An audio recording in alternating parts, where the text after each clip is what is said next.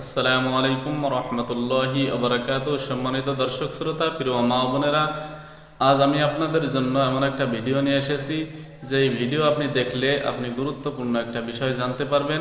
সেই বিষয় হলো বর্তমান সময়ে শয়তান জিন্নাত দ্বারা আক্রান্ত সব থেকে বেশি হলো আমাদের মা বোনেরা।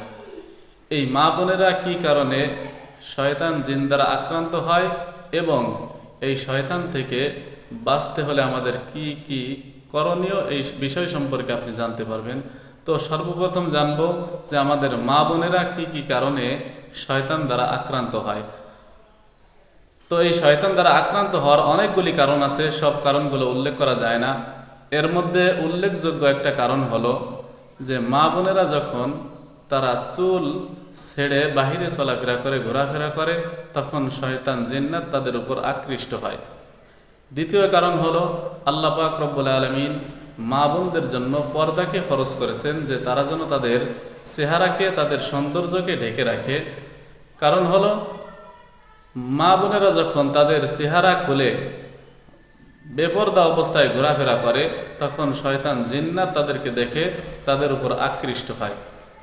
তৃতীয় কারণ হলো মা বোনেরা তাদের ব্যবহৃত কাপড় চোপড় যদি বাহিরে রাখে, রাতের বেলাও যদি এই কাপড় চোপড়গুলো বাহিরে থাকে, তাহলে শয়তান জিন্নাত তারা এই কাপড় চোপড়ের মাধ্যমে মা বোনদেরকে ক্ষতি করার চেষ্টা করে। এজন্য দেখা যায় অনেক সময় মা বোন যারা আছে, বিশেষ করে বোন যারা আছে, তাদেরকে এই জিনে আক্রান্ত হওয়ার কারণে তাদের বিবাহ শাদী হইতে অনেক দেরি হয়।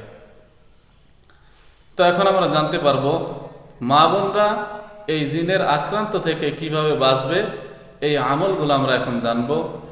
তো এই জিনের আক্রান্ত থেকে বাঁচার জন্য সর্বপ্রথম আপনার একটা কাজ করতে হবে, সেটা হলো আল্লাহ পাক রব্বুল আলামিন যেহেতু 5 ওয়াক্ত নামাজ ফরজ করেছেন, এই 5 ওয়াক্ত নামাজ একেবারে পরিপূর্ণভাবে একনিষ্ঠতার সাথে আল্লাহ পাক রব্বুল আলামিনের 5 ওয়াক্ত ফরজ নামাজ, এই হুকুমটা পরিপূর্ণভাবে আমল করতে হবে। 5 ওয়াক্ত নামাজ ঠিকমতো আদায় করতে হবে। 5 ওয়াক্ত নামাজের পরে, বিশেষ করে ফরজ নামাজ যখন শেষ হয়ে যায়, সালাম ফেরানোর পরে একটা আমল আছে, সেই আমলটা করতে হবে। সেই আমল হলো আয়াতুল কুরসির আমল। এরপরে সর্বশেষ যেটা আপনি করবেন সেটা হলো সকাল সন্ধ্যায় আপনি আপনার শরীরটাকে বন্ধ করে নেবেন। এইভাবে যদি আপনি আমল করতে পারেন, তাহলে শয়তান জিন্নাত থেকে আমাদের মা বোনদেরকে আল্লাহ পাক রব্বুল আলামিন হেফাজতে রাখবেন ইনশাআল্লাহ তাআলা।